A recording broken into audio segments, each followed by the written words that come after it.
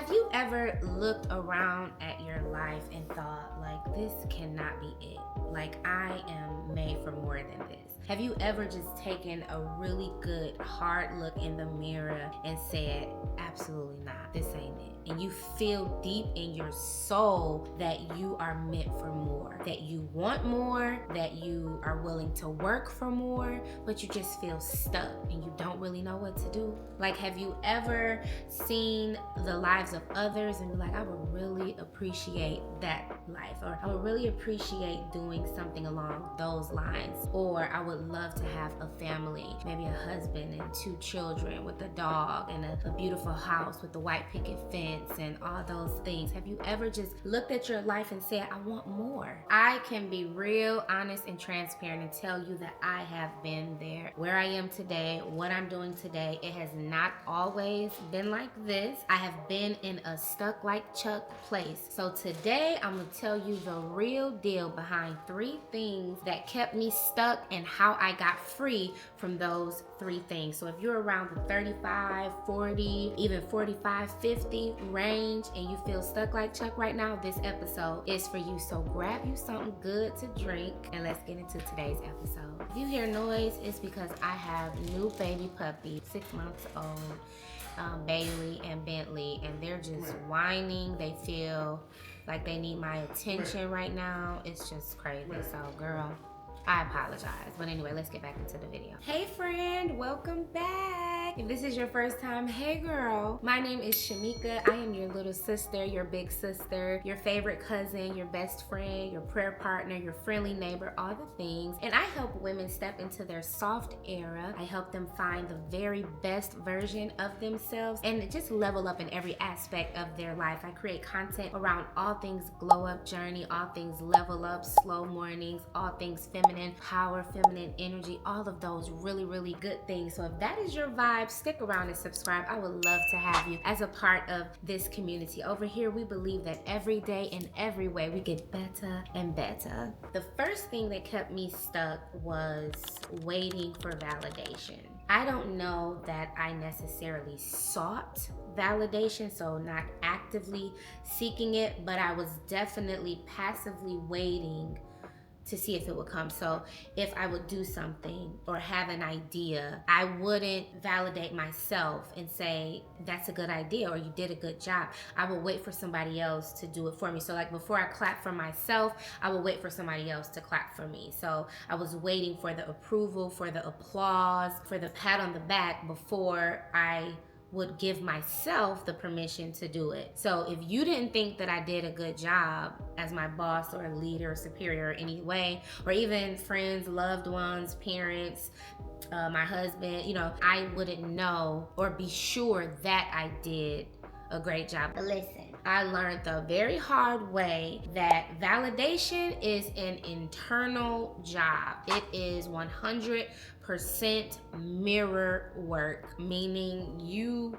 validate yourself. You look in the mirror and give yourself the stamp of approval that you're waiting for someone else to give you. It is not anyone else's job to clap for you, to pat you on the back, to give you your flowers and well wishes and say you did a great job or you killed that. It feels good to get it, but it's nobody's job to do that except yours. And if you are waiting for it, you might be waiting a very, very long time. Also, well, good, excellence, all of those things are subjective to the person. It depends on who you're speaking with. So someone else's definition of good or well might be different from your definition of good or well. So we can't wait for anybody. I mean, anybody, your boss, your pastor, your best friend, your cousin, your leaders, your neighbors, your superiors.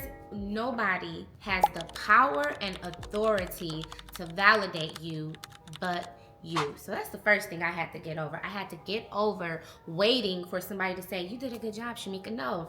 If I do something and I set out a goal and I reach that goal, I'm going to celebrate myself. I'm going to validate myself, even if it wasn't done perfectly, because I believe in progress over perfection. So even if I didn't do it exactly like I wanted it to be done, I did it. And for that, I will celebrate myself.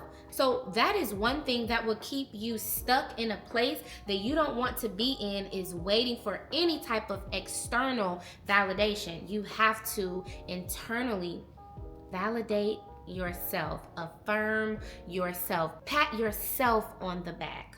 Throw your own party. Give your own self a celebration. Buy yourself some flowers. Congratulate yourself. Literally, that is one thing that will keep you stuck, waiting on everybody around you to celebrate you. Don't do it. Don't do it, sis. Celebrate yourself. Validate yourself. The second thing that used to keep me stuck is comparing my journey to everyone else's, or to someone else's. Listen, I know we've heard a million times, comparison is the thief of joy. But listen, what I've learned is that comparison is a thief, a liar, and a distraction. And because we live in the world of social media, we have so many ways to get distracted with comparison. And so I can remember scrolling on Instagram, I don't do Facebook as much, but I can remember scrolling on Instagram or even on YouTube and seeing the things that the different girlies were doing, even watching reality TV, seeing what this person is doing, seeing what that person is doing, and then I would look at what I'm doing or what I'm not doing, or what they look like versus what I look like, or what they drive versus what I drive, or the money that they had versus the money that I had. It was a non-stop comparative cycle that I was in. I would look at these things and say, I'm just gonna get inspiration from them, but then I would start comparing myself to them, and then I would feel bad about where I was versus where they are. First of all, I know that you have heard a million times that what people put on social media sometimes is not even real. Reality TV isn't always real either. So to compare my life, and this is why I stopped, I thought to compare my life that I live in every single day, my reality, to someone's presentation or representation of their reality, I would be the not smart one. I'm not gonna say the word I was gonna think of, but I would be the one that's not smart to compare my everyday reality to someone's representation of their reality, because that's literally what it is. Even me, I post on social media what I want you to see. Even right this moment, I set up in my home what I want you to see behind me. So you don't see what's on the other side of the camera. So for you to compare your life to mine, not knowing what's on the other side of the camera, it doesn't make sense. So when I understood that and got that revelation, that's when I stopped comparing myself. Why would I compare myself to something I don't even know if it's real? Let's compare apples to apples. I think that's where that phrase came from. Let's literally compare facts. Let's compare reality. If I don't know your reality, then I should not be comparing myself to you. Just like you shouldn't be comparing yourself to me. There is no comparison. Everybody has their own journey. Everybody has their own life. Your goals might be totally different from my goals. The people that's on social media that I get sometimes motivation from, I found myself comparing myself to them. Those are two different worlds. We live in two totally different worlds. So why would I feel bad about my life because it doesn't look like their lives? I stopped. When I stopped, I felt the freedom to get settled in where I am and then dial in into my goals for my life. What do I want for my life? Not looking at their life and saying, oh, that's beautiful. I want that. I would love this. I want to do that. No. So my life is most important. And I heard a saying, they say the grass is greener on the other side. I don't even notice your grass because I'm so busy watering mine. I adopted that mentality. And when I tell you, The sense of freedom that came from that was so hyper transformative. So if you find yourself stuck in a situation that you don't want to be in, or in a life or a way of living that you don't want, ask yourself, what am I comparing myself to? Why do I feel so bad about my life? What am I comparing it to? Now, it is a difference between feeling motivated and inspired to change your life or to glow up or level up, and then feeling bad because you're comparing your life to someone else's. Those are two very, very different things, and you have to know the difference so that you know when to turn off the comparison and turn up the desire to glow up. Those are two very, very different things. On this channel over here in Soft Grace, we totally subscribe to the glow up. We're all about leveling up in every aspect of our life. Comparing yourself to somebody else does not get you there. You can get inspiration from someone else's life. You can get inspiration from what people post on social media. Just like I hope that you get inspiration from being a subscriber here and being a part of this community. All I want to do is inspire you to glow up and level up in whatever way that means to you and whatever that looks like to you. But if you find yourself comparing, that is not healthy and it will keep you stuck. And I am speaking from experience, girl. Just don't do it. Not worth it. Okay, the third thing that kept me stuck was being addicted to feeling like I had to do everything alone. Ooh. Baby, I am so guilty of that one. Guilty as charged. I have always been the strong one. In my friend groups, in my family, I've always been the strong one. So I thought I had to be the strong one. I thought asking for help was a sign of weakness. So I was like, I can do it by myself. I got it. Okay, you need help with this? Nope, I got it. You need assistance with this, or can I help you with this idea, or you're doing this event at church, do you need help? Or I see you rocking over here, you need somebody to support? No, I got it. I got it. Nope, I can do it all. I can do it all on my own. Baby, that is working harder, not smarter. And working harder makes you tired.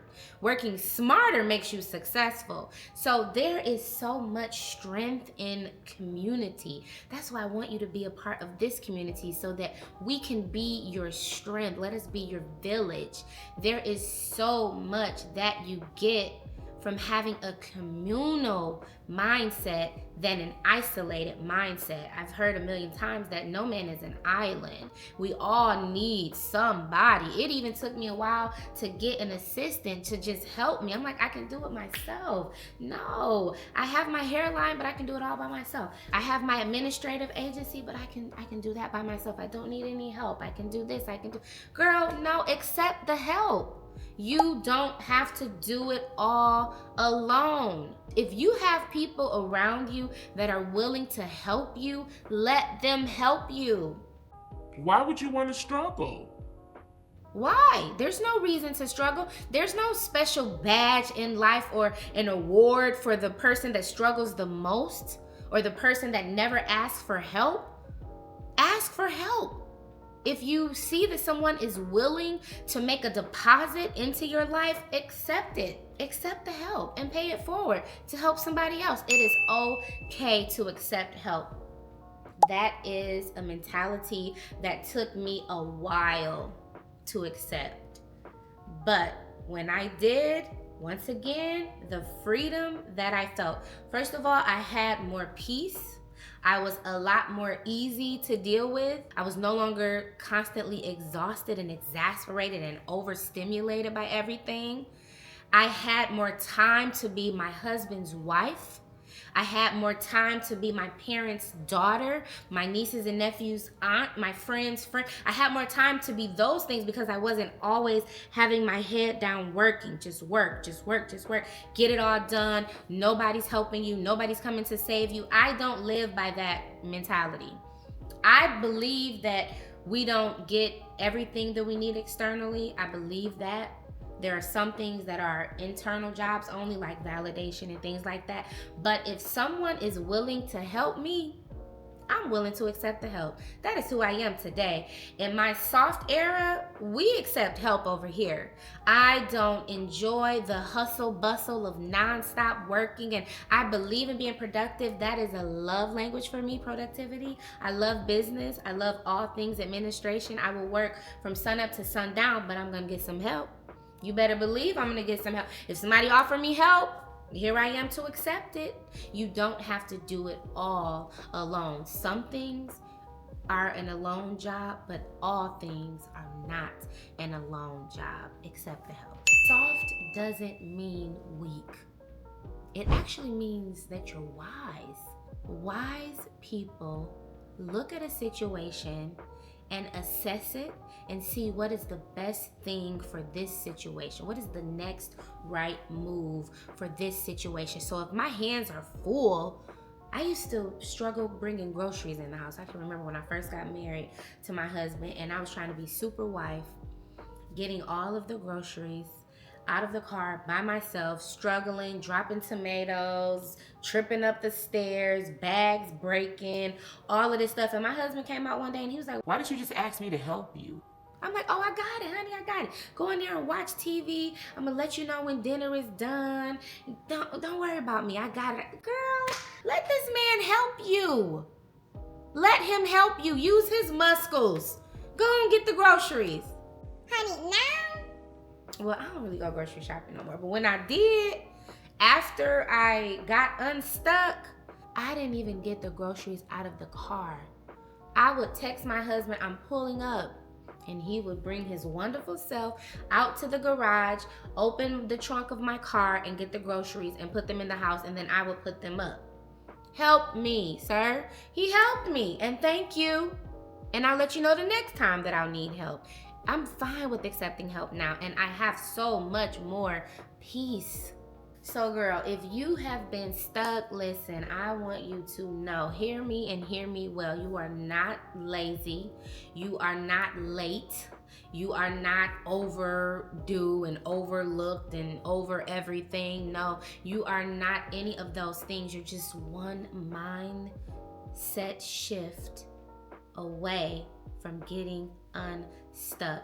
Look at the 3 things. Now, those are the 3 things that kept me unstuck. If you can relate, let me know in the comments which one you might be able to relate to. I know the one about not accepting help. A lot of us, especially in the African American community, we have a way of not really being good at accepting help. So I know some of y'all probably can relate to that one, but let me know which one you relate to the most and what you are willing to work on immediately to try to change your mindset and try to get unstuck. This is the year to get unstuck. You do not have to remain in the same space that you are in. You can get unstuck and move to the next level of yourself. Just think about it this way. The old stuck version of you is like gravity trying to keep you on the ground, and your newer version, the leveled up version, is trying to fly. Don't let the stuck version keep you where you are right now. Be free. Do whatever you need to do to get free, to move closer to the next version of you. I will see you in the next episode, girl. Remember, I love you. I am praying for you. I believe in you. You are amazing. You are powerful. You are wonderful. You are fearfully and wonderfully made. More is your portion. Greater is your portion. You cannot even imagine the greatness that is about to come your way. You just got to hang in there and get unstuck.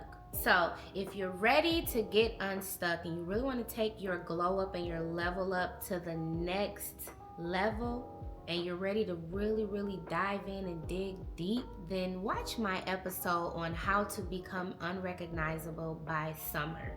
In that episode, I gave you 5 practical steps that you can take to really unleash the next level of yourself. So check out that video over there and let me know what you think. See you later, friend. Bye.